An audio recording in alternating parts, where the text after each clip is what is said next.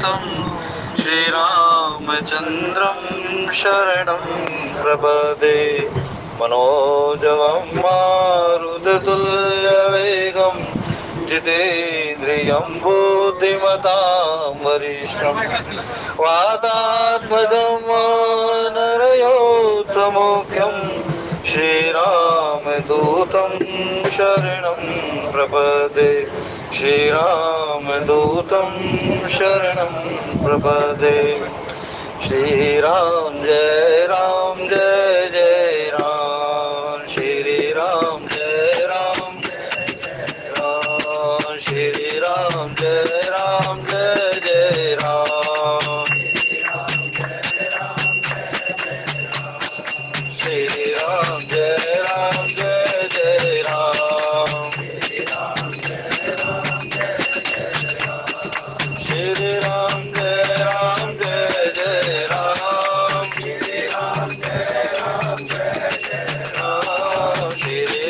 जय राम। जय जय जय हनुमान गोसाई। कृपा करो गुरुदेव की नाई।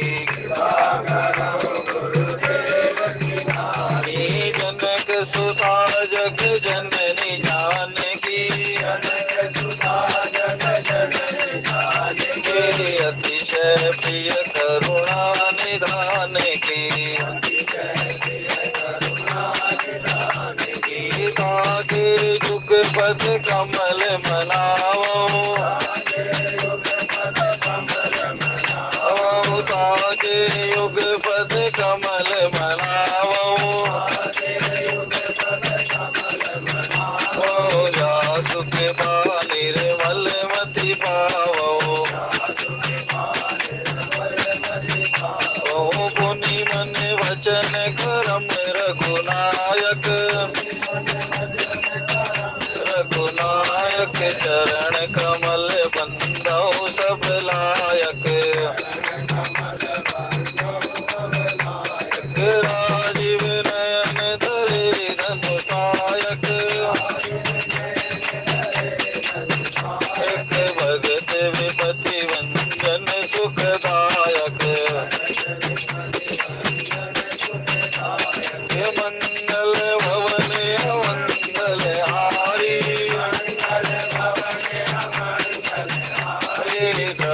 तो दशरथ अजिर बिहारी।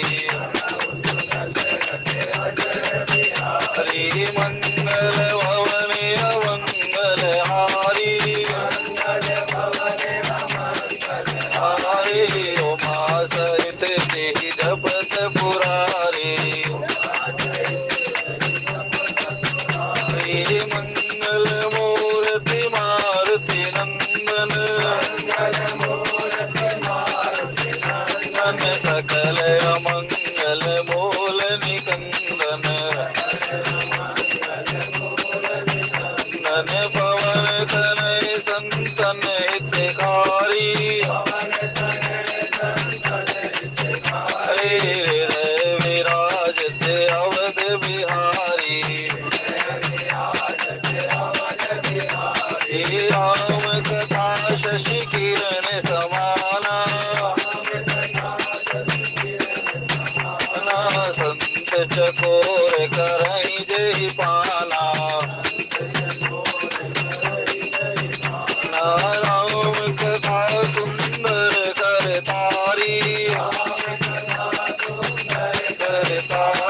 संत वियग उड़ावन हारी।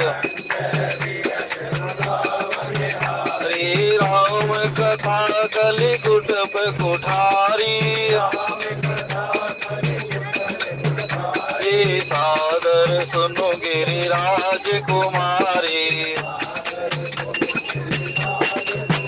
श्री राम कथा के तेई अधिकारी। दिन के सत्संगति अति प्यारी। हरि सब पर परम प्रकाशक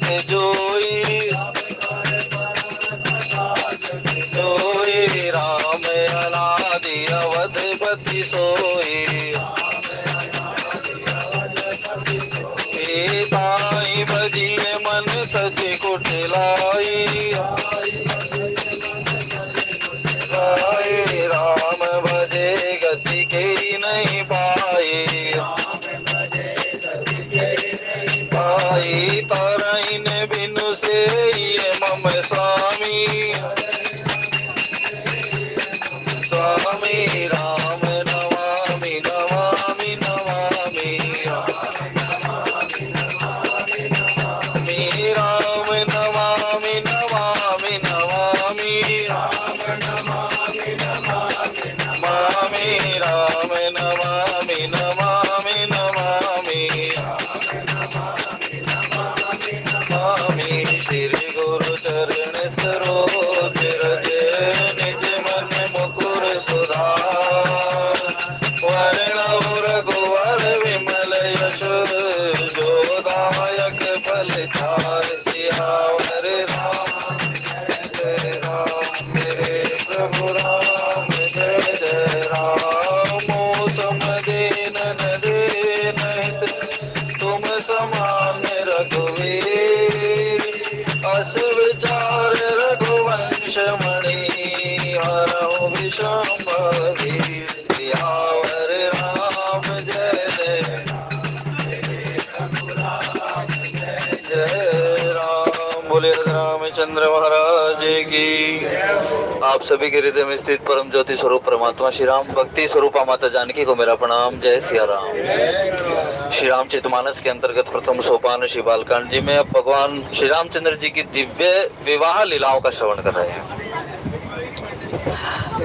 और विवाह में एक मुख्य बात होती है प्रसाद मिलना। किसी को मिला विवाह में, किसी के भी विवाह में प्रसाद मिला किसी को?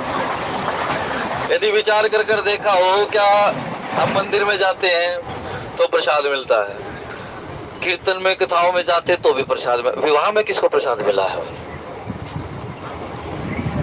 विचार करना इसका, फिर अगली बार जब कथा होगी तब इस पर चर्चा की जाएगी कि हमें उस कथा में प्रसाद कब मिला है और हमने उसको स्वीकार कब हुआ। प्रसाद की महिमा इतनी है कि भगवान कहते मेरा प्रसाद और मैं समान ही है, न मेरे प्रसाद में भेद है न मुझ में भेद है। जिस प्रकार से हमसे कोई बड़ा आ जाए उसको खड़ा होकर प्रणाम किया जाता है, ठीक ऐसे ही जब भगवान का प्रसाद हमारे पास आ जाए तो खड़ा होकर प्रसाद लेना चाहिए। प्रसाद बैठे बैठे नहीं लेना चाहिए, मर्यादा तो यही है, लेकिन समय काल परिस्थिति के अनुसार। और उससे ज्यादा मूढ़मती कोई व्यक्ति संसार में नहीं है जो प्रसाद का अनादर करता है। भगवान ने कहा मैं भी वही हूं, मेरा नाम भी वही है और मेरा प्रसाद भी वही है। मेरी लीला भी मैं ही हूं, मेरा धाम भी मैं ही हूं और मेरे गुण भी मैं ही हूं। जो जब हम भगवान का दर्शन करते हैं तो हमारे नेत्रों में प्रेम के आंसू आते हैं। जब हम भगवान का दर्शन करते हैं तो हमारे नेत्रों में प्रेम के आंसू आते हैं, और उसके पश्चात जब हम भगवान का गुणगान करते तो हमारे नेत्रों में आंसू आते हैं। कई लोग तो ऐसे हो जाते हैं, ऐसा भी महात्माओं के मुख से सुना कि कई दिन हो गए थे लोगों को बैठे बैठे भोजन नहीं मिल रहा था। करमैती बाई का नाम सुना होगा ना आपने। उस समय की महात्मा है वो, जब वृंदावन के दर्शन भी 5 किलोमीटर से करवाए जाते थे। उस समय उनका प्रादुर्भाव हुआ था। और वहां बैठी हुई जो प्रसाद का महत्व है ना वो बता रहा हूं। उसने कहा कि मुझे और कुछ नहीं चाहिए, मुझे शाम और श्यामा के अधरामृत का छुआ हुआ प्रसाद ही चाहिए बस, इसके अलावा मैंने कुछ नहीं लेना। ठाकुर जी नहीं आए, बहुत दिन हो गए। जो वस्त्र पहने हुए थे वो भी धीरे धीरे फटते चले गए। उस पीहड़ जंगल में वो वास करती है वृंदावन के, जिसको आज हम वृंदावन जो देख रहे हैं ना, वो वृंदावन आज से 25-30 साल पहले नहीं था ऐसा। कहते उस वृंदावन को सेवित किया। तीर्थ पर जाए तो तीर्थ की मर्यादा क्या है, तीर्थ पर जाने का भाव क्या है? तीर्थ का सेवन करने के लिए जाए, दौड़कर दीवार को छूने के लिए तीर्थ पर न जाए। करमैती बाई ने उस तीर्थ का सेवन किया वहां, उसके पिता देखने के लिए आए। ब्राह्मणों को बताया गया कि ऐसा ऐसा उसकी वेशभूषा थी। बोले हाँ, इस पूरे बिहड़ जंगल में एक ही स्त्री वो इस रूप में घूमती है, हो सकता वही आपके पुत्र, आप चले जाओ देखने के लिए। चले गए। और उसी समय से कुछ पूर्व की घटना है कि जब वो ऐसे उस भूख से व्याकुल हो रही थी, बिल्कुल इतनी तृषा शुदा पिपासा उसके अंदर समाहित हो गई थी कि मानो अब प्राण गए, अब प्राण गए। और जब उस शुदा पिपासा से त्रसित होकर उससे तड़पती हुई जब वो सरोवर के तट पर पहुंची, तो वहां ठाकुर जी ने देखा कि न तो इसको भूख से और न प्यास से इसको अपनी सुधी बुद्धि नहीं रह गई है। और ऐसा भूखा और प्यासा व्यक्ति जो है उसकी स्थिति क्या होती है, उसको ये नहीं पता होता कि भाई मैं कब गिर जाऊंगा। तो उसकी स्थिति वैसी रही। और श्याम जी ने उसका हाथ पकड़ा और अपना वो माधुर्य स्वरूप का उसको दर्शन कराया और कहा, करमैती कहाँ जा रही हो? बोले महाराज आपने तो अपना अधरामृत प्रसाद दिया ही नहीं, तो अभी जीवन का क्या फायदा है? बोले तुम्हें इतने प्रसाद से ही क्या लेना देना है? बोले तुम्हें रोज रोज कौन बुलाता रहेगा, लेकिन तुम्हारा प्रसाद तो कम से कम रोज मिलता रहे महाराज। ऐसा करमैती ने कहा। भगवान ने कहा, यदि मेरे प्रसाद के प्रति तेरी इतनी श्रद्धा है तो ठाकुर जी ने और उस ठाकुरानी ने दोनों ने अपना अधरामृत जो है एक पात्र में डालकर उस करमैती को दे दिया। मानो जन्मों जन्मों की उसकी भूख प्यास मिट गई। ठाकुर जी ने कहा, करमैती भाई ये लो, ये प्रसाद है अधरामृत का। और ठाकुर इसलिए कहते हैं, ये खाटू श्याम का आपने देखा होगा या किसी भी बड़े मंदिर का आपने देखा होगा, उसका एक अंग वस्त्र मिलता है साल में एक बार। उस अंग वस्त्र की कितनी महिमा होती है। कुछ लोग तो इस अंग वस्त्र के लिए कहते हैं महाराज पता नहीं क्या क्या जतन लगाते हैं, लेकिन इसको प्राप्त तो वही कर पाता है जिस पर ठाकुर की कृपा होती है। उसके सामने जाकर खड़े हो जाओ, बस कहो कि तू जानता है और मैं जानता हूं, तीसरे की किसी की कोई मैं तो ही नहीं, उसका उचित ही नहीं है, वो ठाकुर जरूर देगा। अभी कुछ दिन पूर्व की घटना है, हम जब वृंदावन गए तो हमारे एक साथी थे, वो बिल्कुल राधा रानी के बिल्कुल विग्रह के सामने वहां जाकर पंडित जी के पास खड़े हो गए। उन्होंने 15 मिनट बिता दी वहां पे। मैं भाई चलो दर्शन कर लिए और भी कर लेंगे, हमारा भी समय जा रहा है। बोले नहीं मैं प्रसाद लेकर जाऊंगा यहाँ से। और पंडित जी को भाई कितनी बार नहीं कहा होगा उन्होंने कि मुझे प्रसाद दे, तो प्रसाद दिया ही नहीं पंडित जी ने प्रसाद। मेरे को बोले कि तो आप भी तो लोग हैं प्रसाद, मां जब मिलना होगा प्रसाद तो बाहर में मिल जाएगा। जैसे ही उस राधा रानी के श्री विग्रह से थोड़ा सा हटे तो आप पंडित जी प्रसाद लेकर खड़ते, ले लो प्रसाद। स्थिति क्या हुई? और उसके जो प्रसाद उन्होंने लेना था अपनी पत्नी के लिए प्रसाद। केडी जी आगे आ जाओ। श्री राम जय जय राम। उन्होंने लेना था अपनी पत्नी के लिए प्रसाद जो सुहाग का भाव देता है, और वो नहीं दिया पंडित जी ने उनको। और जो वही सुहाग का भाव था, जैसे ही मैं आगे निकला मेरा भाव था कि मैं यहाँ से प्रसाद ले लूं, उसका भोग लगा लूं। और पंडित जी ने कहा ये आप लो, और जो वो सुहाग की जो प्रसाद था वो मेरे को दे दिया और उनको भोग के लिए दिया। तो बाहर आकर पूछ रहे आपको प्रसाद मिल गया? मैं कहा प्रसाद मिल गया। बोले दिखाओ क्या प्रसाद मिला? मैं प्रसाद तो प्रसाद है, किस ठाकुर का मिला है, किस विग्रह से मिला है, किस मंदिर से मिला है, किस भगवान के किस स्वरूप को भोग लगाकर प्रसाद दिया गया है, ये मेरा विषय नहीं है। मेरा विषय है केवल प्रसाद को प्राप्त करना। इसीलिए प्रसाद का इतना महत्व है। और ये जो विवाह का जो प्रसाद मिल रहा है ना भाई, विवाह का प्रसाद क्या आनंद है। कितने लोगों को ये आनंद मिला होगा, कितने लोगों ने प्रसाद पाया है इसको। इसीलिए मैं बार बार कहा करता हूं, इन कथाओं में अपनी बुद्धि लगाने की आवश्यकता नहीं है ज्यादा। जिसने बुद्धि लगा ली उसका मन लगेगा नहीं इसमें। श्री राम जय जय। इन कथाओं को जानना, इन कथाओं में यदि डूबना है तो केवल प्रेम से डूबना होगा। राम ही केवल प्रेम प्यारा, जान ले जो जान निहारा। केवल और केवल वो परमात्मा प्रेम से ही प्रकट होता है। प्रेम ते प्रकट वही मैं जाना, और हरि व्यापक सर्वत्र समाना। भगवान श्री कृष्ण ने कहा शास्त्रों में, श्री राम जय राम। बोले मैं प्रणाम किसको करूं? बोले किसको प्रणाम करना चाहते हो? आपके किस स्वरूप को प्रणाम करूं? मैं अपने पितरों को प्रणाम करूं या न करूं? मैं ठाकुर का उपासक हूँ, मैं राम जी को प्रणाम करूं ना करूं, मैं हनुमान जी को प्रणाम करूं ना करूं, मैं किसको प्रणाम करूं महाराज? बोले भाई किसी को भी प्रणाम करो, अंततो गत्वा उसकी परिणति क्या है? वो प्रणाम मुझे ही प्राप्त होगा। अंततो गत्वा क्या है? कहते हैं आकाशात पतितम तोयम यथा गच्छति सागरे सर्वदेव नमस्कारम कृष्णम हेतुम गच्छति।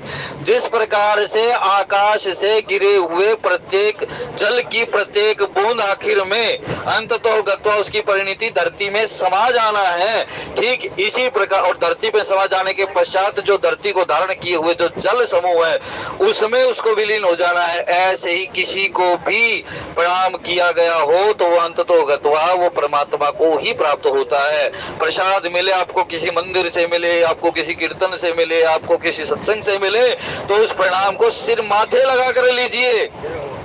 एक दिन वो प्रसाद भी आपको वो परिणाम प्राप्त करवा देगा जिसकी आकांक्षा भी आपने नहीं की हो। श्री राम जय राम जय जय राम। और अब उन्होंने कहा महाराज राम रूप नक सिख सुबग बारही बार निहार, पुलक गात लोचन सजल उमा समेत पुरारी, सियावर राम जय जय राम मेरे प्रभु राम जय जय राम। उसके पश्चात पहुंची भाई मंडप में पहुंचे।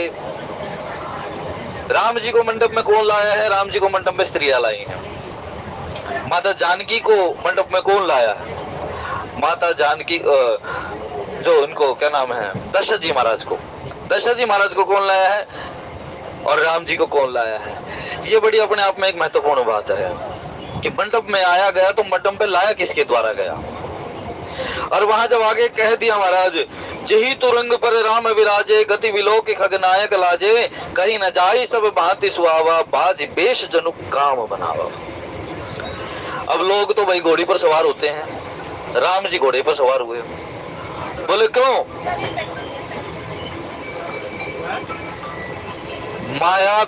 माया से जीव बुलाता रहता है, माया हमें अपने अधीन रखती है, इसीलिए हम माया के उपासक हो जाते हैं। लेकिन वो मायापति भगवान, वो माया जिसकी चेरी है, वो माया उस पर प्रभाव नहीं डाल सकती, वो माया उस पर प्रभाव नहीं डाल सकती। और ये जो काम है, इस काम को अपना घोड़ा बनाया राम जी भगवान ने। भगवान शंकर ने अपनी सवारी किसको बनाया? नंदी को, बैल को। बैल को धर्म का स्वरूप बताए जाते हैं। पहले आपने देखा होगा ना कि गांवों में जो बुजुर्ग हो जाते थे, जिनको अपने शरीर त्यागने का एक एहसास हो जाता था कि भाई इतना समय मेरे पास है, तो आखिर में वो कहते कि मेरे नाम का एक खागड़ छुड़वा देना भाई। और ये जो आज देसी खागड़ हम देख रहे हैं ना, उन्हीं के छुड़वाए हुए हैं ये। और इसको पूरे गांव में घुमाया जाता था, इनकी स्थिति ऐसी होती। और इसी खागड़ में उसके दर्शन हो जाते थे जिसके व्यक्ति के नाम से वो छुड़वाया गया। ऐसा अपने अनुभव की बात है। और वो कहते थे कि धर्म के नाम का एक ये खागड़ जो है छुड़वाना चाहिए जरूर। यदि अपनी गति करवानी है, उस वैतरणी को यदि पार करना है, शास्त्रों में जो वर्णन है, एक तो गऊ का दान और एक नंदी का दान, ये जरूर होने चाहिए जीवन में। आजकल गऊ तो दान तो 500 रुपए में गऊ दान करवा देते, बोले गऊ दान हो जाता है। गऊ दान ऐसे नहीं होता। श्री राम जय राम। मैं ये नहीं कह रहा कि हजारों रुपए लगाकर गऊ दान करो, लेकिन गऊ दान की जो विधि है, गऊ दान का जो महत्व है, किसी भी कार्य को करना हो तो उसके महत्व को जानकर करना चाहिए, तब उसका पूरा फल मिलता है। भाई तीर्थ पर जा रहे हो तो एक तीर्थ पर, एक भी तीर्थ पर चले गए हो तो कम से कम एक तीर्थ पर 3 दिन का निवास शास्त्रों में बताया गया है, तब उसके सेवन का फल मिलता है। हम एक दिन में 3 कर लेते हैं, 3 दिन तो बहुत दूर की बात है। और तीर्थ पर जाकर दान लेना भी नहीं चाहिए और दान देना नहीं चाहिए। ये कितनी महत्वपूर्ण बात है कि दान लेना नहीं चाहिए और दान देना भी नहीं चाहिए, अपात्र हो तो। श्री राम जय राम। तो जिस घोड़े को भगवान राम ने अपनी सवारी बनाया, उसका गोस्वामी जी ऐसा वर्णन करते कि जैसे मान लो वो कामदेव ही घोड़ा बनकर आ गया। अब कामदेव को घोड़ा क्यों बनाया गया? जीव के अंदर, प्रत्येक जीव के अंदर कामना का भाव रहता ही रहता है। जो व्यक्ति इन कामनाओं से प्रभावित हो जाता है वो तो काम के वश हो जाता है। और जो व्यक्ति इस कामनाओं को अपने वश में कर लेता है, इनका नियंत्रण कर लेता है, वो व्यक्ति राम हो जाता है। इंद्रियार्था इंद्रिय अर्थेषु, इंद्रियों के द्वारा जो प्राप्त अर्थ है, यानी इंद्रियों के द्वारा जो प्राप्त विषय भाव हैं, यदि कोई व्यक्ति उन भावों में फंस जाता है तो वो व्यक्ति संसारिक ही रहेगा। लेकिन कोई यदि व्यक्ति इन काम वृत्तियों को, अपनी कामनाओं को संयमित करके यदि अपने आप को, जीवन को चलाना चाहता है, तो वो व्यक्ति उपराम हो जाता है। इसलिए कह देते उपराम हो गया है व्यक्ति। अब कहा, प्रभु मन सहिल लीन मन, चलत बाज छवि पाव, भूषित उड़गन तड़ित गन, जन बर बर ही नचाव, सियावर राम जय जय राम, मेरे प्रभु राम जय जय। अब उस घोड़े को अपनी सवारी बनाया भगवान राम ने, उस पर आरूढ़ हुए। और वैसे एक बात कह देते हैं हम, जहाँ काम तह राम नहीं और जहाँ राम तह काम, ये बात कह तो देते हैं, लेकिन कामना के बिना परमात्मा की प्राप्ति कैसे हो सकती है? गोस्वामी जी अंत में परिणीति देते, अंत में फलश्रुति देते हैं। भगवान मुझको आप प्यारे लगो। कैसे प्यारे लगो? काम ही नारी प्यारी जिमी, लोभ ही प्रिय जिमी दाम, तिमि रघुनाथ निरंतर प्रिय लागो मोरा। काम ही नारी प्यारी जिमी, कामी व्यक्ति को जिस प्रकार से स्त्री पर आसक्ति रहती है, लोभ ही प्रिय जिमीदाम। कहते हैं, फिर इस बात को छोड़ देते गोस्वामी जी, ये उदाहरण नहीं है, ये गोस्वामी जी की भावना है। पहले किसका उदाहरण दिया? पहले उस कामी व्यक्ति का उदाहरण दिया। जिस प्रकार से कामी व्यक्ति की केवल और केवल कामना वहीं पर रहती है, और वो बता दे सौंदर्य पर उसका आसक्तिपन रहता है, लेकिन कहते हैं ये सौंदर्य भी कुछ देर का है, ज्यादा नहीं है। तो क्या मैं आपको थोड़े दिन तक प्रेम करूंगा? क्या मैं आपको थोड़े दिन तक प्राप्त करना चाहता हूं? नहीं।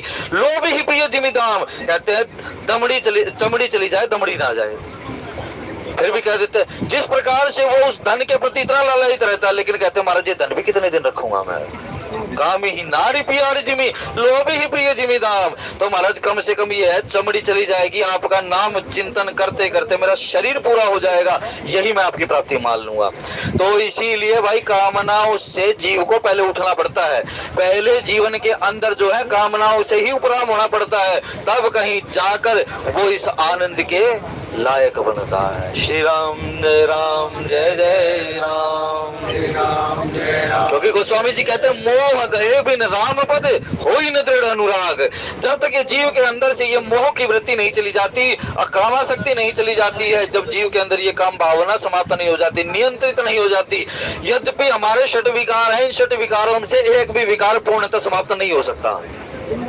लेकिन कहते हैं कि अब समाप्त नहीं हो सकता, तो फिर परमात्मा की प्राप्ति कैसी हो? भगवान कहते हैं, सबके ममता ताग बटोरी, और मम पद मन ही बांधी भर डोरी। कामी रहो, क्रोधी भी रहो। यदि जीव से नहीं हटता कोई ये भावना, तो वो अपने काम को, कोई ये ना कहे कि मैं काम को जीत चुका हूँ, जिस प्रकार से नारद को मोह हो गया, मैं तो उन्होंने तो काम को जीता था, मैंने तो क्रोध को भी जीत लिया। तो जीतना किसी को नहीं है। दुर्वासा ने अपने क्रोध को जीता नहीं है, लेकिन दुर्वासा का क्रोध जो है, संत महात्माओं का जो क्रोध है, वो किसी दिन हितकारी हो जाता है। गौतम का शाप देवराज इंद्र के लिए हितकारी हो गया। आज के प्रसंग में है ना वो, कि परमात्मा भगवान रामचंद्र जी के चरणारविंद में उस कामदेव ने अपने मन को लीन कर दिया बिल्कुल, और उसके पश्चात चला है। फिर कहते हैं, चलत बाज छवि पाओ, इस प्रकार से चल रहा है जैसे कोई मदमस्त गजराज चल रहा हो।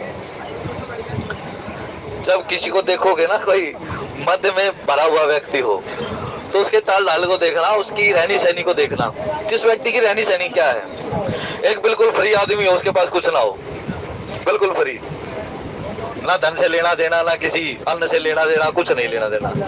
एक तो उसकी रहनी सहनी करनी देखना, और दूसरा उस व्यक्ति की देखना जिसके पास भरपूर है, भरपूर से भी ज्यादा जिसके पास है, तो यही नहीं पता कि गिनती क्यों करेगा। दोनों की में फर्क पाएगा भाई।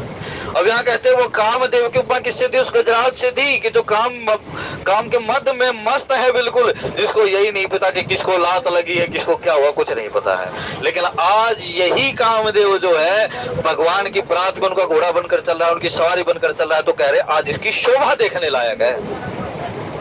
जब भगवान शंकर के ऊपर इसने अपना आघात किया तो वह कह रहे थे, खुद ही कह रहा था कि मैं नहीं जाऊंगा वहां, शंकर जी से कौन पंगा लेगा भाई, तीसरा नेत्र खोल लिया तो मैं तो वहीं खत्म। बोले नहीं, यदि तुम्हारा वह खात्मा भी हो गया, तुम्हारा शरीर जल भी गया, तो भी तुम्हें लाभ ही प्राप्त होगा। और भगवान शंकर ने वो लाभ प्रदान भी किया। आज तुम शरीर से हो, जिस प्रकार से निमि जी महाराज एक शरीर में थे लेकिन उसके पश्चात जीवों की पलकों में रहना, आज जो हमारी पलक झपकती है ना, ये इस जनक कुल के निमि महाराज के कारण है, इनमें निमि महाराज का वास है। श्री राम जय राम। पहले नहीं पलक झपका करती थी, अब उन्होंने कहा कि महाराज अब स्थिति क्या, भूषित उड़गन तड़ित गण जनवर बर ही नचाओ। ऐसे लग रहे हैं कि मानो जिस प्रकार से मेघ हो ना, और मेघों में उस बिजली चमकती हो, और उन मेघों को देखकर, भरे हुए मेघों को देखकर, जल से भरे हुए मेघों को देखकर, उस नमी वाले मेघों को देखकर जो है आज मोर नाच रहा हो। मोर क्या देख लेता है भाई, बारिश बादल घिराए हैं तो बारिश जरूर होगी।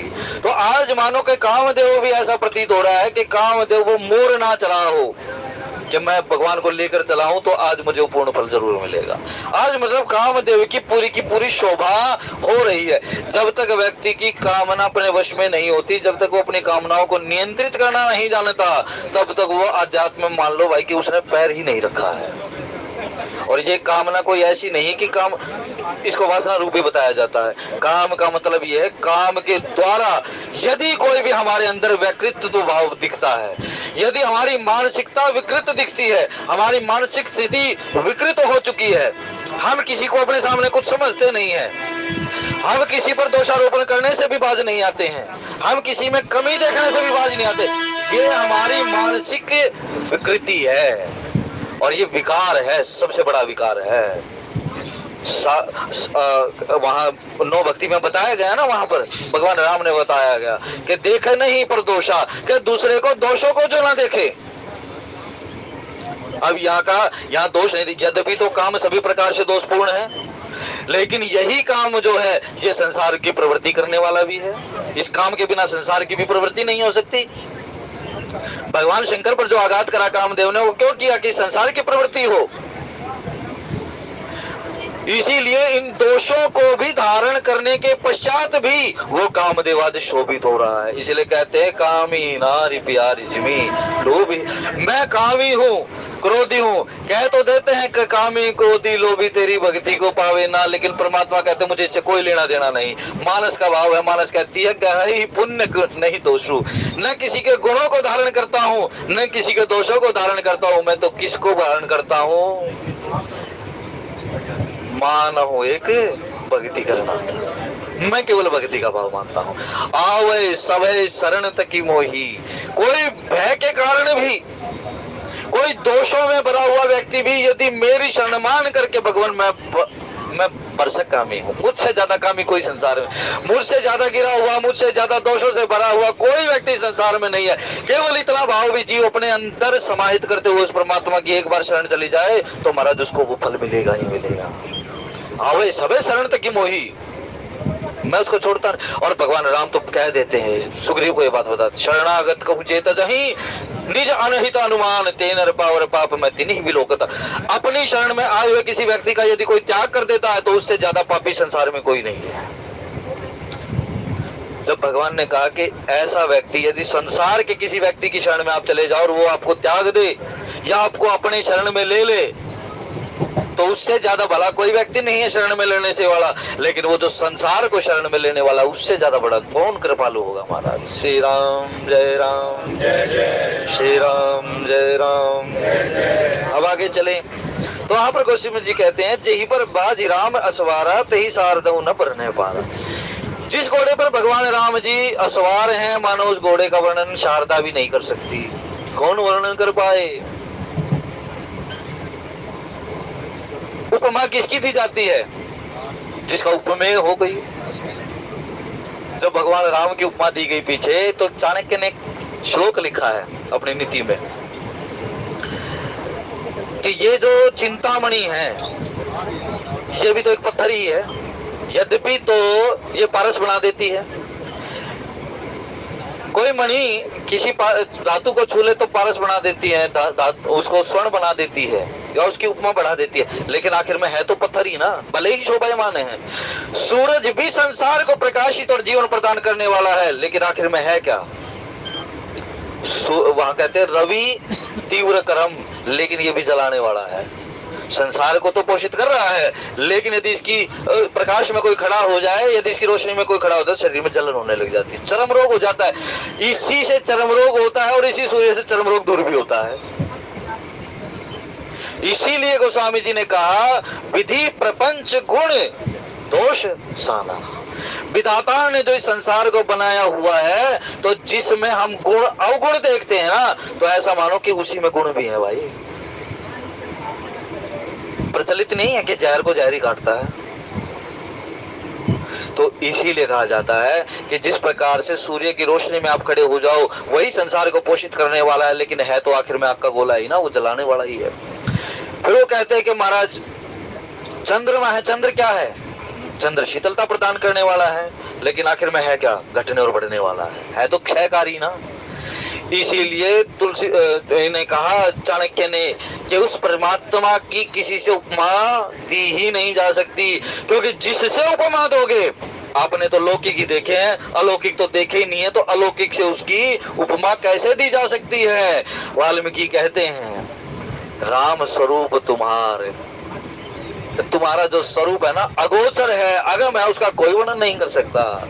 चिदानंद में देह तुम्हारी विगत विकार जाने अधिकार।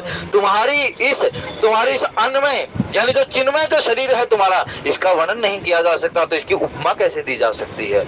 वर्णन तो मैं, उपमा तो मैं तब दूंगा जब मैं इसका वर्णन कर पाऊंगा। लेकिन महाराज के वो तुम्हारे चरणार विंद में यदि मेरी नजर अटक गई है, इससे ऊपर ही नहीं उठती, तो मैं आगे तुम्हारे वस्त्रों का वर्णन क्या करूंगा? ऐसी स्थिति है जीव की। इसीलिए उन्होंने कहा कि जही पर बाजी राम असवारा।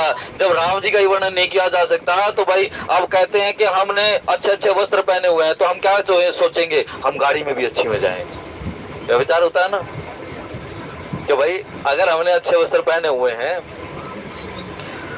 जैसे मान लो कोई व्यक्ति कोट पैंट पहन लेता है, तो वो क्या करता है? वो दो काम करता है। एक तो यहाँ वो रुमाल सा टेढ़ा करके डाल लेता है, और दूसरा यहाँ एक वो चाहता है ना, चैन सी आती है, एक वो चैन लगा लेते हैं। लेकिन उसकी एवज में कोई शेरवानी पहन ले, तो उस व्यक्ति को क्या होगा? वो माला भी पहनेगा, वो यहाँ रुमाल भी टांगेगा, फिर वो चैन भी होगी, यहाँ भी चैन डालेगा वो। ऐसी स्थिति। तो इसीलिए कहते हैं जो शोभा के प्रति निमग्न है, जो शोभा में डूबे हुए हैं, वो फिर शोभा ही देखते हैं। जब उन्होंने वहां राम जी की शोभा देखी, तो कहते हैं ये तो सवार हैं, इनकी सवारी तो देख लो पहले क्या है। जब भगवान शंकर को देखा ऐसा मंगल वेश है इसका, तो वहां उन्होंने क्या कहा? श्री राम जय जय राम, श्री राम जय जय राम। तो वहां एक चीज कही कि भगवान शंकर का जब वेश बताया, तो वहां स्थिति क्या बताई? बोले उसका वेश तो ऐसा है, और दूसरा कुछ तो डुबाया है, कुछ उसकी सवारी ऐसी है, उसका समाज कुछ ऐसा है। तो जब शोभा होती है ना, शोभा एक चीज से नहीं होती है, आप जब साथ लेकर चलते हो, शोभा सबसे होती है। केवल ऐसा नहीं है कि आपने कथा कर दी और उसके बाद यहाँ कहकर चले गए, बाहर जाकर यहाँ कह दिया हमने ये नहीं खाना चाहिए, और बाहर जाकर हम खा लेते हैं उस चीज को, ये नहीं है। लेकिन इसीलिए जावा जी के साथ एक दुर्घटना घटी थी। जावा जी को किसी ने कह दिया था, बोले महाराज वहां तो आप मना कर रहे थे कि हमें समोसा नहीं खाना चाहिए, और बागेश्वर वाले को भी कहा था ना एक बार, आप कथाओं में तो कहते हो कि ना मैं ये नहीं खाना चाहिए, और वहां दुकान पे बैठे बैठे आप समोसा खा रहे थे। हमारी करनी में और कथनी में सामंजस्य होना चाहिए। यद्यपि तो हम उन गुण दोषों से सने हुए हैं, हमारे अंदर गुण दोष हैं, लेकिन स्थिति क्या है? हमें प्रयास करना चाहिए कि हम उससे ऊपर उठ जाएं। श्री राम जय जय राम। तो उस घोड़े का, उस काम रूपी घोड़े का कोई वर्णन नहीं कर सकता, क्योंकि काम का जो वर्णन करने लगेगा, नारद ने भगवान शंकर को राम कथा नहीं सुनाई। वहां काम कथा सुनाई, और जब वो काम कथा सुनाई तो आखिर में क्या हो गया, उस काम के वश होकर ही माया से मोहित होना पड़ा, और जब वो माया से मोहित होना पड़ा तो भगवान के प्रति भी अपराध हो गया। भाई परम स्वतंत्र न सिर पर कोई, तुम्हारे सिर पर कोई है नहीं तो कुछ भी करते चलोगे, तुम्हें कोई कहने सुनने वाला नहीं है तो कुछ भी कहोगे, किसी के साथ भी कुछ भी माया रच दोगे। सुदामा ने एक दिन पूछा, मैं तुम्हारी माया देखना चाहता हूँ। बोले क्यों, क्यों देखना चाहते हो? सुदामा का चरित्र पढ़ोगे ना तो डूब जाओगे उस चरित्र में। यदि चरित्र पढ़ोगे तो, केवल कहानी नहीं पढ़नी सुदामा की। ये जो आजकल जागरण किए जा रहे हैं, कीर्तन किए जा रहे हैं, सुदामा को एक झांकी बनाई जा रही है ना, ये भागवत कथाओं में भी झांकी का भी विधान नहीं है हमारे यहाँ, और लोग इसको दे रहे हैं, कोई उसकी चोटी पकड़ रहा है, कोई उसको कुछ दे रहा है। ये विधान नहीं है हमारे यहाँ झांकियों को निकालने का। जितने भी कथाकार जो झांकियां निकाल रहे हैं, खामखा दोषी हो रहे हैं इस चीज का। किसी शास्त्र में नहीं लिखा कि आप भागवत कथा कर रहे हो तो वहां जाके निकाली जाए। आजकल तो जागरण भी निकालते हैं, वहां माता की जाके निकालने लग जाते हैं। क्यों भाई, किस लिए? कथा सुनने आए हो, कीर्तन सुनने आए हो, कीर्तन में निमग्न हो जाओ ना। कथा सुनने आए हो तो कथा के प्रति समर्पित हो जाओ ना। मुरारी बाबी की कथा में बैठकर देखो, जो तक नहीं होती। यहाँ आते थे महेंद्र स्वरूप कौशिक जी, उनकी कथा में यदि कोई बोल तो जाए, कथा में बैठने वाले ही कथाकार से माइक छीन लेते थे। ऐसी स्थिति थी। मर्यादा बनाने से बनती है, अपने जीवन में मर्यादित हो, अपने आप को मर्यादित बनाओ, तब संसार के सामने आप कोई आदर्श प्रस्तुत कर सकते हो। यहाँ राम जी ने यही आदर्श प्रस्तुत किया। राम जी को इसीलिए मर्यादा पुरुषोत्तम कहा जाता, आदर्श पुरुष कहा जाता है। तो उन्होंने कहा, यह मर्यादा स्थापित की कि काम को मैं अपने ऊपर हावी ना होने दूं, बल्कि काम के ऊपर सवार हूं मैं, तब जाकर भक्ति की तरफ चलेंगे, उस मंडप में जाएंगे। फिर उन्होंने कहा, शंकर राम रूप अनुरागे। अब भगवान शंकर कौन है? भगवान शंकर तो वो है, शंकर सहज स्वरूप संभारा, लागी समाधि अखंड पारा। जिसका जो रा कहते ही जिसकी समाधि लग जाती है, और पता नहीं 87,000 वर्षों तक से। अब वो सामने तो पार्वती तो मुंह खोलकर यही देखती रहेगी कब उठे। उनके मन में तो यही रहे कि ये उठे तो मैं इनसे कुछ जिज्ञासा करूं। लेकिन इस जिज्ञासा को, मानो जिज्ञासा कैसे शांत हो जाएगी? कुछ लोग आपने देखा होगा, हम किसी से प्रश्न पूछ लेते हैं और वो व्यक्ति इस प्रश्न को टाल जाता है। इसका भाव क्या होता है, इसको समझना चाहिए। जरूरी नहीं हम कोई प्रश्न पूछे और हमें उसका उत्तर तुरंत ही मिल जाए, नहीं मिलता। और यदि नहीं मिलता है तो उसके प्रति ये नहीं कहना चाहिए कि इसने मेरी बात का उत्तर नहीं दिया या इसको पता नहीं है। हो सकता है न तो तुम अभी सुनने के लायक हो, और हो सकता है अभी वो कहने की अवस्था में ना हो। हनुमान प्रसाद पोद्दार जी भगवान नारायण के साथ जब उनका सत्संग होता था तो उसके गीता वाटिका के उस कुटिया में चले गए वो व्यक्ति जो उनका सेवक था, और अंदर चला गया तो उस कुटिया के अंदर से इतना अतिशय प्रकाशमान उनको दर्शन हुआ, उस प्रकाश का, उस तेज का। उन्होंने सोचा पता नहीं यहाँ कौन है, तो मुझे अंदर नहीं जाना चाहिए। नहीं गया। दरवाजा खोलकर बहुत देर हो गई। जब दरवाजा खोला तो देखा, जब वो भाई जी बाहर आए तो उनकी स्थिति को देखा, और स्थिति को देखा तो अभी तक तो वो उसी अवस्था में थे। और उसने कहा, महाराज क्या हो रहा था? 4 बार प्रश्न पूछा, 4 बार में भी जवाब नहीं दिया भाई जी ने। लेकिन उस व्यक्ति के मन में ये नहीं आया कि भाई जी ने मेरी बात का उत्तर नहीं दिया। उन्होंने सोचा अभी इनकी उसी परम अवस्था में स्थिति है। और जब वो उस भाव से नीचे उतरे तो भाई जी ने उत्तर दिया।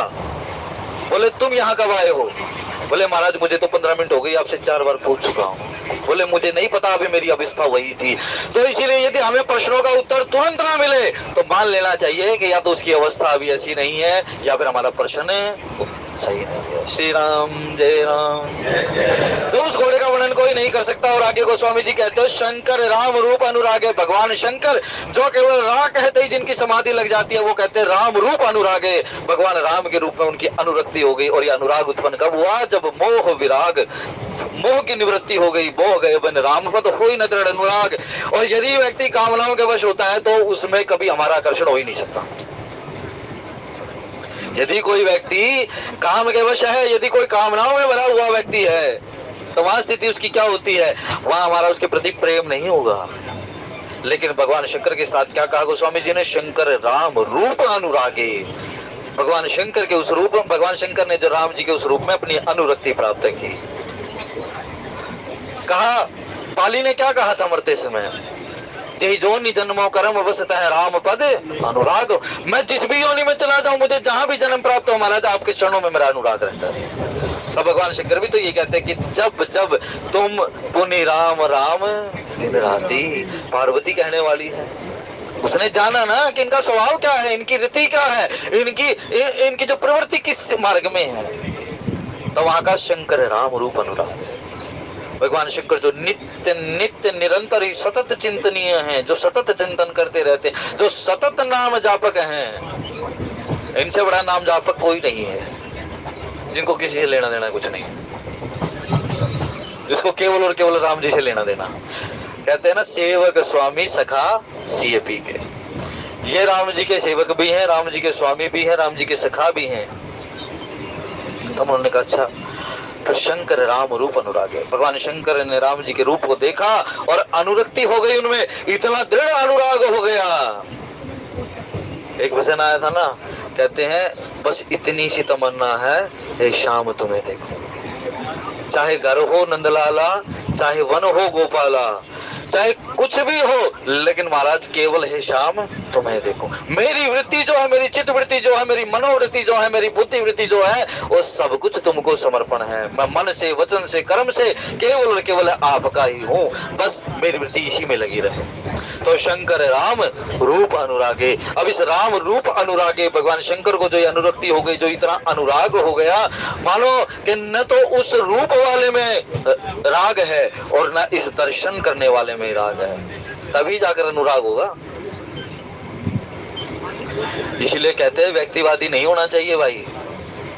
आज हमारी रति, आज हमारा अनुराग भगवान राम के चरणों में है। कल को कोई व्यक्ति आकर अनर्गल बातें करने लग जाए और हमारा वो विश्वास राम जी से हटकर वो हनुमान जी पर या शंकर जी पर चला जाए, ये अनुराग नहीं है। विश्वास करी सब आस परी, हरिदास जो तब होई रहे। वो स्वामी जी कहते हैं ऐसा व्यक्ति जो विश्वास कर ले, सब आस परिहरी, जो सभी प्रकार की आशाओं का त्याग कर दे, और दास जो तब होई रहे, जो तुम्हारा दास हो जाता है। भगवान राम भी कहते हैं मोर दास कहाई जगी आशा, मेरा दास कहता है और संसार की आशा करता है।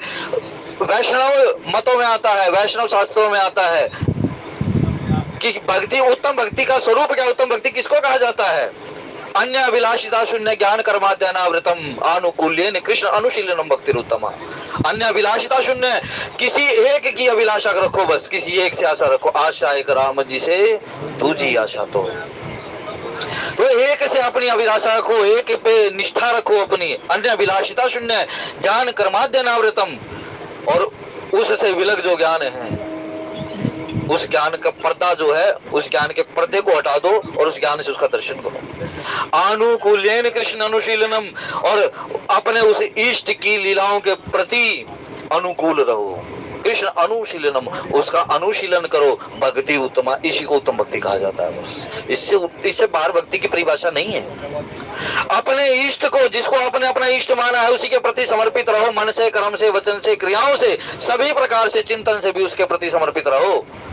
उसके विरुद्ध कोई काम ना हो, उसकी मर्यादा के विरुद्ध कोई काम ना हो, उसकी लीलाओं के विरुद्ध कोई काम ना हो, संदेह उत्पन्न ना हो। इसी को भक्ति कहा जाता है। श्री राम जय राम, श्री राम जय राम। तो शंकर राम रूप अनुरागे, भगवान शंकर अपने इष्ट के प्रति उसकी लीलाओं को देखकर उसमें अनुरक्त हो गए कि देखो मेरे राम की लीला क्या है।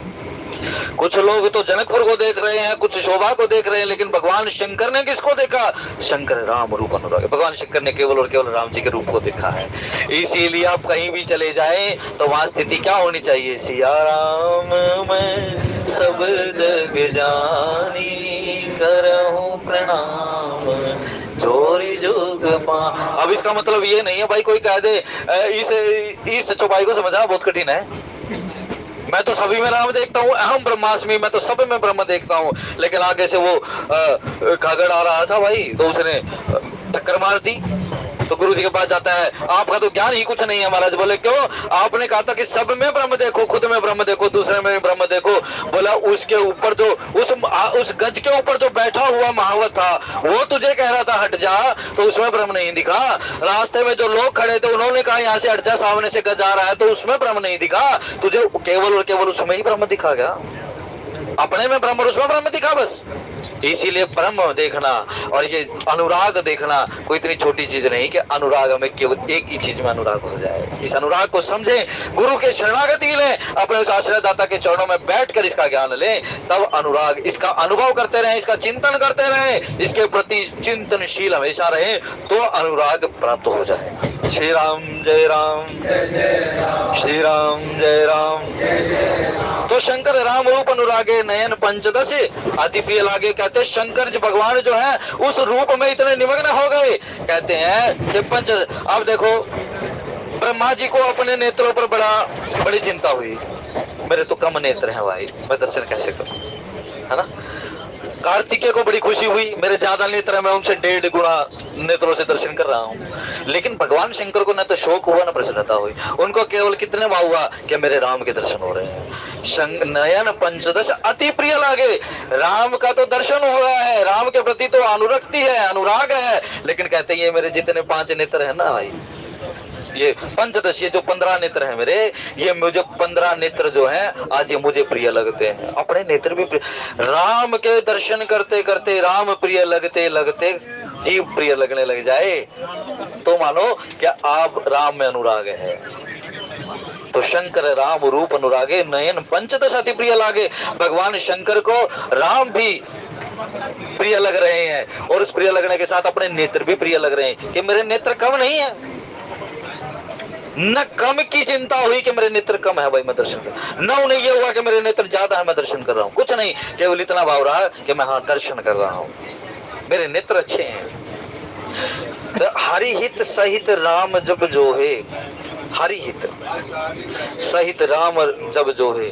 और कहते हैं हरि भगवान नारायण के साथ जब लक्ष्मी ने राम जी के दर्शन किए, अब यहाँ कह दे रहा लक्ष्मी ने भगवान विष्णु के साथ उनके दर्शन किए, तो वहां कहते हैं रमा समेत रमापति मोहे। लक्ष्मी के साथ वो भगवान विष्णु भी आज बड़े मोहित हो जाते हैं, उनके अंदर भी मोह उत्पन्न हो जाता है, लेकिन फिर आगे संभालते हैं अपने आप को, क्योंकि भगवान शंकर से ज्यादा, भगवान नारायण से ज्यादा उपमा किसी की नहीं दिखी संसार में। यदि संसार में उपमेय है कोई तो वो नारायण ही है। अब नारायण क्यों, नारायण के साथ लक्ष्मी है, शोभा उसी से तो होती है संसार की, लेकिन कहते हैं उनसे ज्यादा उपमावान कोई नहीं है, तो वो भी आज मोहित हो जाते हैं, उनके अंदर भी मोह उत्पन्न हो जाता है। तो कहते हैं इनसे ज्यादा और कौन ऐसा होगा जो प्रेम उत्पन्न नहीं होगा जिसके अंदर। निरखी राम छवि विधि हर्षाने, राम जी की छवि को देखकर उनके स्वरूप का दर्शन कर कहते हैं विधि हर्षाने, ब्रह्मा जी जो हर्षित हो जाते हैं। अब यहाँ इनके भावों को लेकर चलना, भगवान शंकर की स्थिति क्या रही, अनुराग रहा उनके अंदर और अपने नेत्र प्रिय लगने लगे।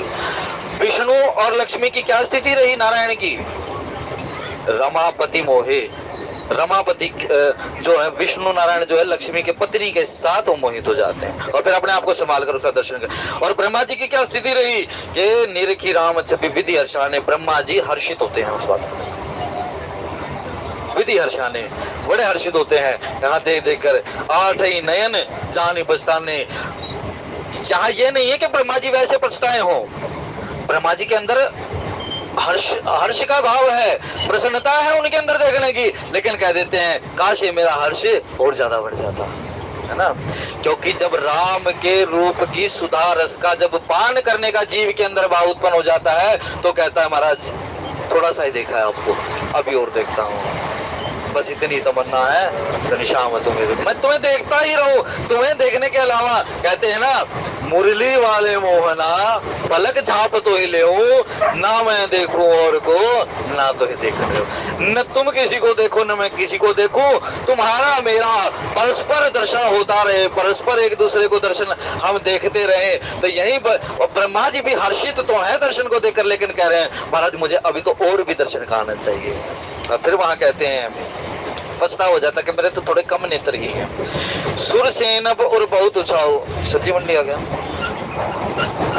आज की कथा के भाव यहीं तक। भगवान शंकर, मां पार्वती, हनुमान जी महाराज, सदगुरुदेव महाराज के चरणों में समर्पित करते हुए हरि शरणम बोले राम चंद्र महाराज की जय।